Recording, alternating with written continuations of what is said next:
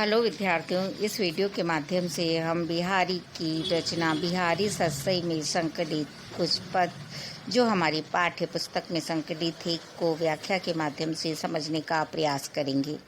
हमने अपने पिछले वीडियो में इस बात को स्पष्ट किया था कि बिहारी की लोकप्रियता का कारण उनकी समाज शक्ति और समाहार शक्ति है। उन्होंने कम से कम शब्दों में दोहे जैसे छोटे से छंद में बहुत बड़ी बड़ी बातों को अभिव्यक्ति दी है। कहने का ढंग भी सुंदर है, भाषा भी सुंदर है। इसी तरह का पद हम यहाँ सर्वप्रथम देख रहे हैं। चूँकि बिहारी ने क्रमवार किसी कृति की रचना नहीं की है, उन्होंने तो छंद लिखे हैं और उन छंदों का संग्रह बाद में किया गया है। जैसे कि हमारी भारतीय प्रथा है, किसी भी कार्य को प्रारंभ करने से पूर्व हम ईश वंदना करते हैं, तो जो ईश वंदना से संबंधित उनका पद है वह सर्वप्रथम रखा गया है। बिहारी बहुश्रुत भी थे, बहुत ज्ञानी थे, उन्हें बहुत चीज़ों का ज्ञान था। बहुत सा ज्ञान उनका अपनी रचनाओं के माध्यम से अभिव्यक्ति पाता है। हम यहाँ पर उनके द्वारा श्लेष के माध्यम से अभिव्यक्त राधा की स्तुति को देखते हैं।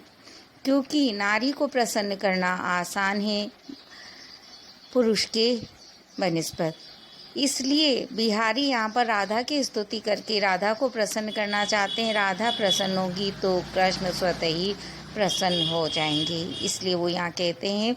हम पद को देखते हैं, उसके बाद उसकी व्याख्या की ओर अग्रसर होंगे। मेरी भव बाधा हरो राधा नागिर सोए, जा तन की झाई परे श्याम हरित द्युति होए। पहली पंक्ति में वो बहुत सीधी सी बात कह रहे हैं, मेरी भव बाधा हरो। मेरी अर्थात स्वयं की, भव अर्थात संसार की, बाधा अर्थात परेशानियों को हरो मतलब हरण करो। कोई चीज़ मांग नहीं रहे हैं वो, और कह रहे हैं कि सांसारिक बाधाएं, क्योंकि जीवन संघर्ष का नाम है और जीवन यदि हम जी रहे हैं तो पद पद पर संघर्ष हैं, बाधाएं हैं, परेशानियां हैं। उन परेशानियों से ही हम घबरा जाते हैं। कई बार हमें हल सामने होता है तो भी दिखलाई नहीं देता, और कभी हल करते करते ही हम थक जाते हैं। इसलिए यहाँ पर अपनी सांसारिक बाधाओं का हरण करने के लिए वह राधा को कहते हैं, राधा नागिरी सोई। सोई अर्थात वही राधा, अर्थात राधा कृष्ण की प्रिय, नागिरी नगर की चतुर स्त्री। वो कहते हैं, नगर की चतुर स्त्री राधा, आप मेरी सांसारिक बाधाओं का हरण करो। क्योंकि सोई शब्द का प्रयोग किया है, वही कैसी उसका चित्रण वो कर रहे हैं। राधा की 3 विशेषताओं को यहाँ पर श्लेष के माध्यम से एक ही पंक्ति में वो अभिव्यक्ति देते हैं।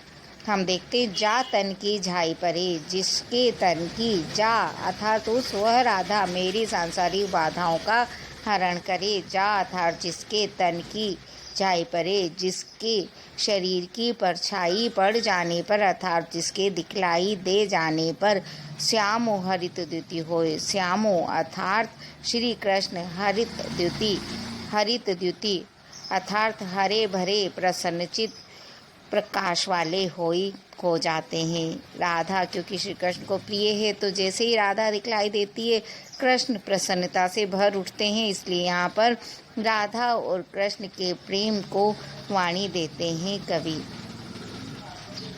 श्याम हरित द्युति होय, ये पंक्ति श्लेष को धारण करने वाली है। इसके 2 अर्थ और निकलते हैं, वो अर्थ भी हम देखते हैं।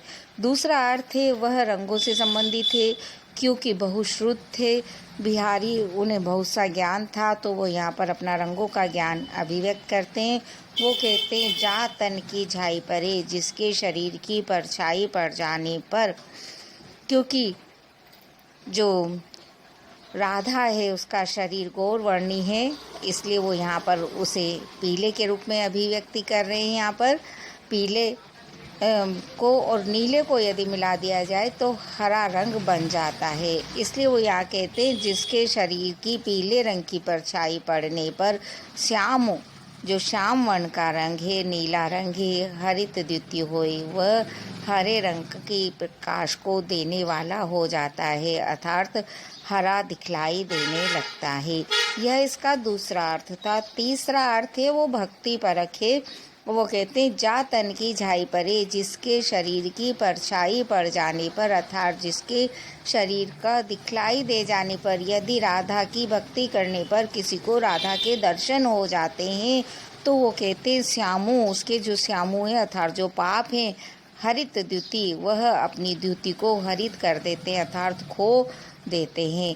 यदि किसी को राधा के दर्शन हो जाते हैं तो उसके सारे पाप अपने प्रभाव को छोड़ देते हैं। इस तरह से अपने ज्ञान को अभिव्यक्ति देते हुए श्लेष के माध्यम से ब्रजभाषा में बहुत सुंदर तरीके से उन्होंने राधा की स्तुति इस पद के अंतर्गत की है। हम उनका एक पद और देखते हैं।